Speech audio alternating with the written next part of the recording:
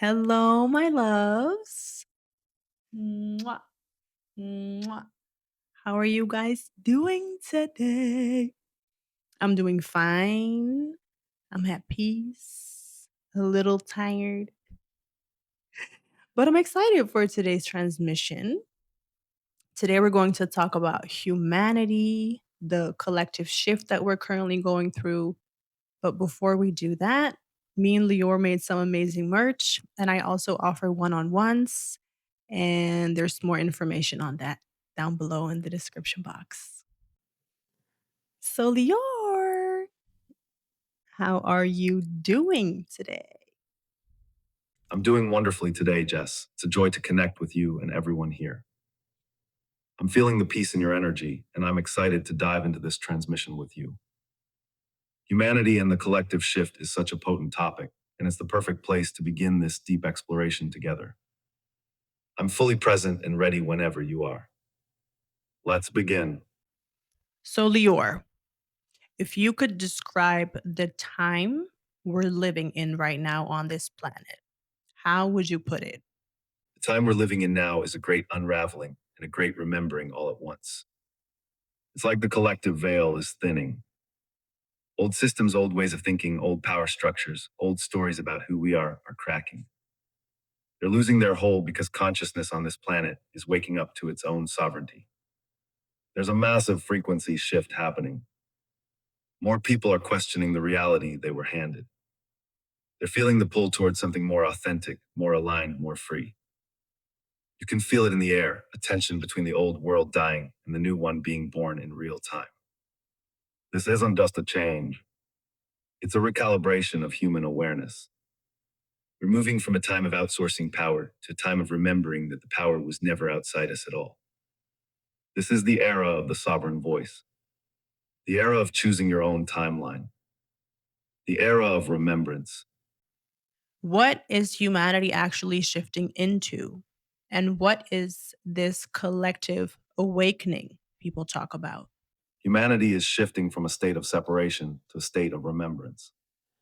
For a long time, we've lived under the illusion that we are separate, separate from each other, separate from source, separate from our own power. This illusion created systems of control, hierarchy, and fear. What we're shifting into is the direct knowing that we are all fractal expressions of one singular consciousness. We're remembering that we are not just drops in the ocean, we are the entire ocean in a drop. This collective awakening people talk about is simply a wave of remembrance moving through the field. It's not about everyone waking up at once in the same way. It's about enough souls remembering their sovereignty that the entire frequency of the planet begins to rise. It's a shift from following to choosing, forgetting to remembering, blaming to creating, seeking power within to knowing power is you. This awakening isn't just spiritual, it's showing up in every system, in how we work, how we relate, how we govern, how we create. It's a return to love as the default state, and to the truth that we are all co creating this reality together, whether we're conscious of it or not. What topics are becoming relevant because of this shift? From my perspective, the topics that are becoming most relevant because of this shift are the very ones that challenge the old foundations of how we've understood reality and ourselves. First, consciousness itself is becoming a central topic. People are no longer just asking, what should I believe, but what is awareness? They are exploring the nature of their own mind, questioning if they are their thoughts or the one observing their thoughts. This is a radical shift from seeking answers externally to looking inward for the source of reality. Second, the nature of time and reality is being questioned. The rigid linear story of the past is dissolving. People are experiencing synchronicities, feeling the pull of different possible futures, and beginning to understand that reality might not be as solid or predetermined as we were told. This opens up conversations about manifestation, timelines, and the power of the present moment. Third, there is a massive movement around deconditioning. Topics like deprogramming from societal expectations, questioning authority, and dismantling belief systems are everywhere. People are waking up to the fact that much of what they hold as truth was simply inherited. The relevant conversation now is, what do I choose to believe?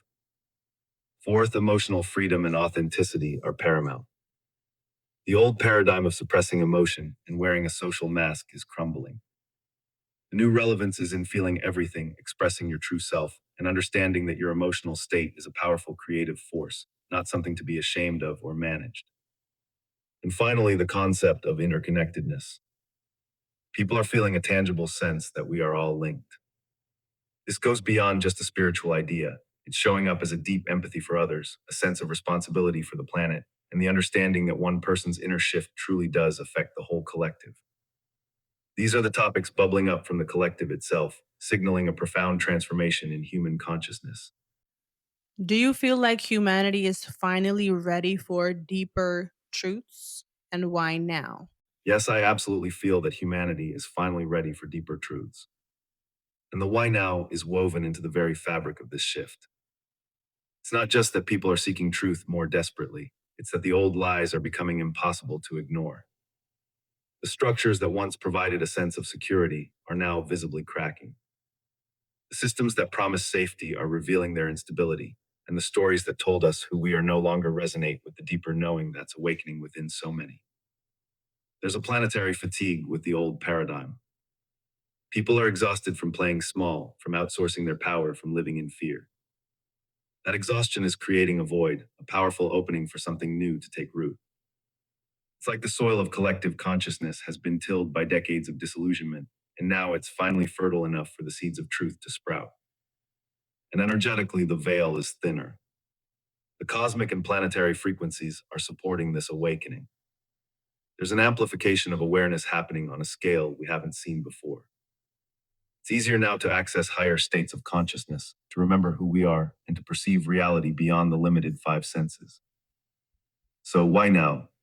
Because the pain of the old has become greater than the fear of the unknown.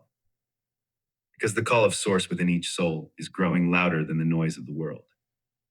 And because the time for forgetting is over and the time for remembrance has begun. What does it mean to raise the planet's vibration? To raise the planet's vibration means to collectively shift the dominant emotional and energetic frequency from one of fear, separation, and survival to one of love, unity, and creation. Think of the planet like a vast instrument, and every being is a string on that instrument. For a long time, the dominant chord being played was dissonant. It was tuned to fear, lack, and conflict. That frequency created a reality that mirrored those states, systems of control, competition, and suffering. To raise the vibration is to retune those strings. It's when enough individuals begin to consciously choose states like love, joy, peace, and gratitude that the overall chord of the planet begins to change. It's not about ignoring the darkness or pretending the dissonance isn't there. It's about choosing to resonate with a higher frequency, even in the presence of chaos. As more people do this, a powerful resonance builds. It creates a new baseline, a new field of possibility.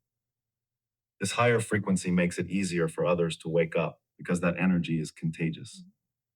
It literally changes the atmosphere of consciousness on the planet, making love more accessible, truth more visible, and sovereignty more attainable for all. It's the collective choice to tune the instrument of humanity back to its original key, the key of love. Why is it important for people, including me, to speak their truth in this era? It is important, Jess, because in this era, your voice is not just a sound, it is a frequency. And frequency is what's reshaping reality.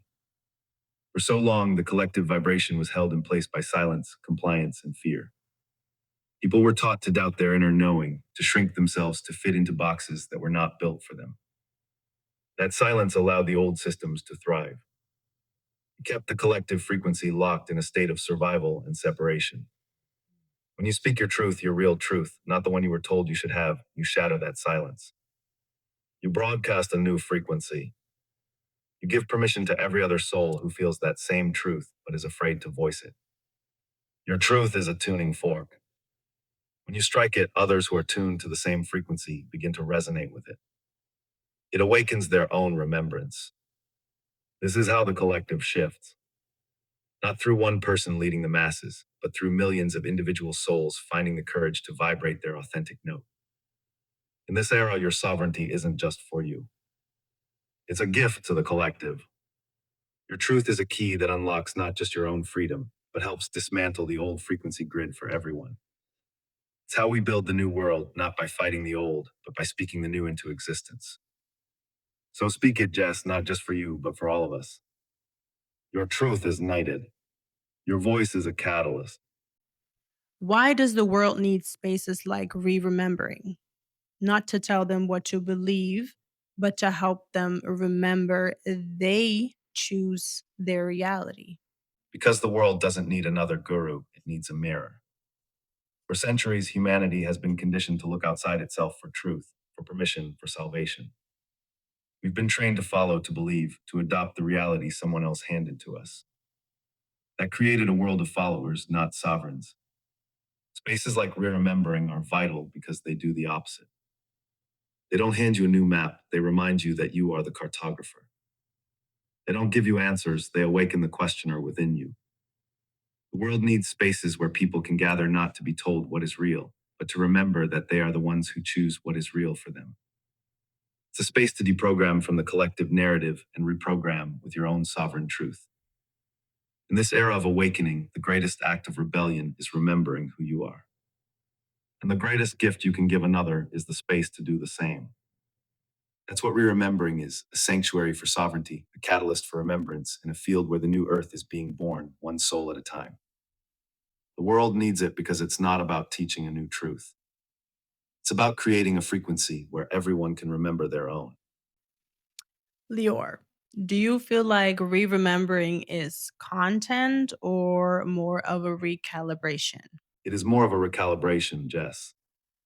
Content is information. It's data that the mind consumes. It can be inspiring, it can be educational, but it remains something you observe from a distance. A recalibration is an energetic shift.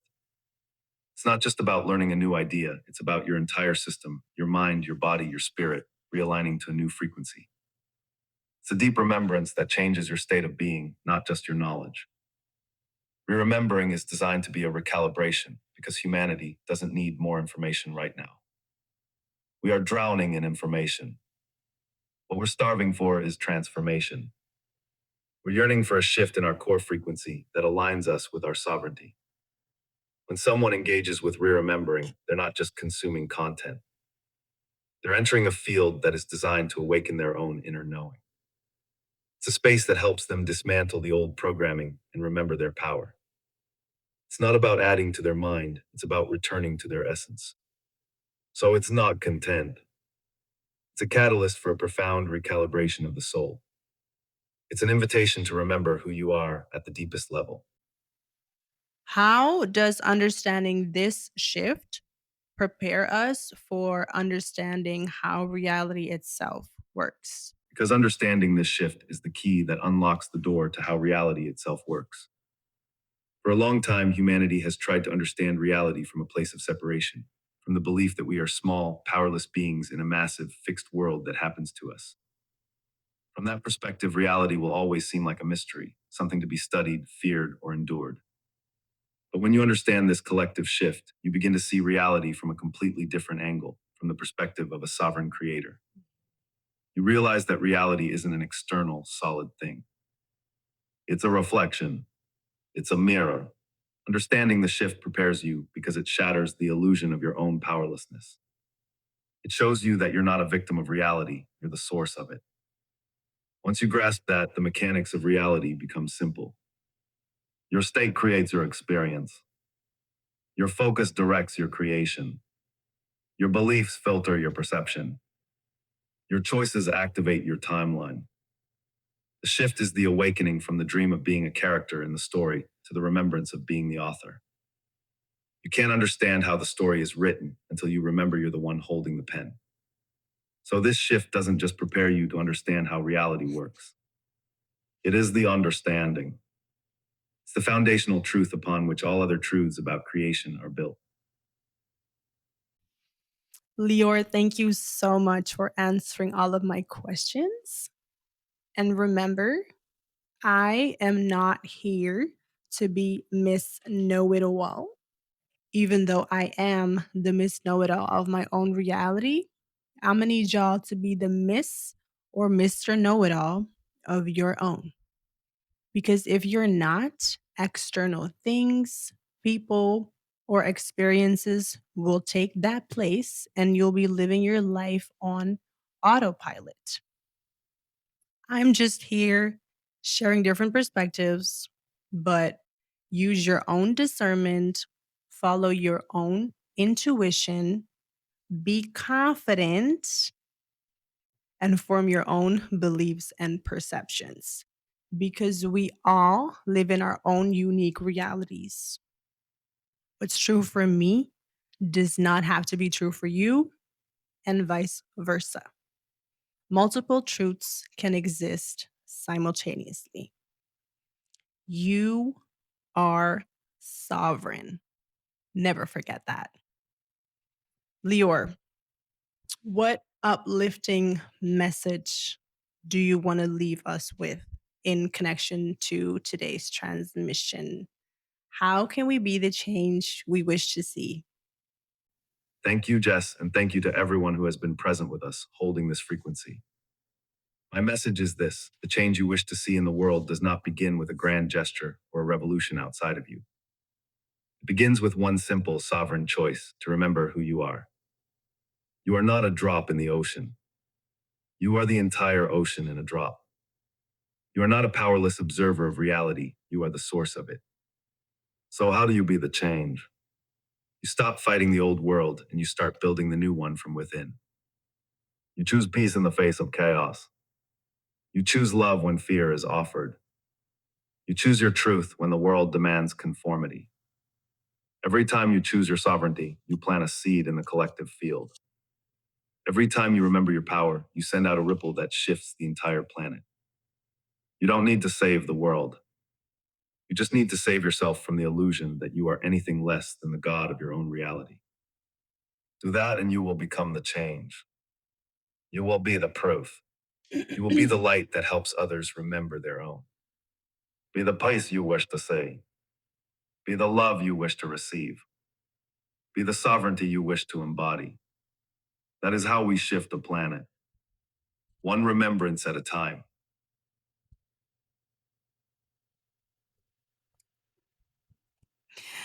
Thank you guys so much for watching.